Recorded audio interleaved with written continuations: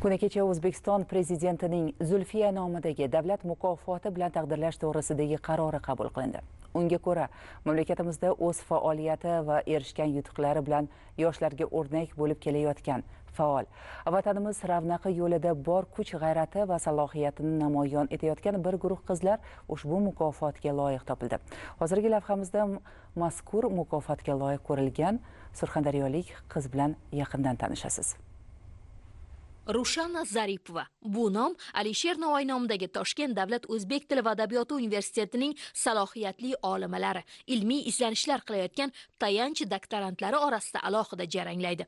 Sababi uning ta'lim yo'nalishida erishgan muvaffaqiyatlari, turli xalqaro tanlovlardagi yutuqlari yosh talaba qizlarga haqiqiy ma'noda o'rnak bo'la oladi. Avvalambor yurtboshimizga chuqur minnatdorchilik bildirmoqchiman. Hurmatli prezidentimiz Shavkat Mirziyoyev tomonidan yaratilgan shunday sharoitlar natijasida biz yoshlar yuksak mukofotlar sohibalari bo'lib turibmiz. Yosh siyosatchi ko'rik tanlovining respublika bosqichi g'olibasiman. Bundan tashqari Xotin-qizlar qo'mitasi tomonidan tashkil etilgan innovatsion loyihalar bo'yicha eng yosh qizning istiqbolli innovatsion g'oyasi nominatsiyasi bo'yicha respublika bosqichi g'olibiman. Bundan tashqari monografiyalar, uslubiy o'quv qo'llanmalari chiqarganman.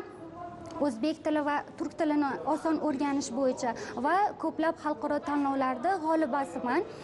Shu uchun ta'lim yo'nalishidan Zulfiya nomidagi davlat mukofotiga loyiq deb topildim.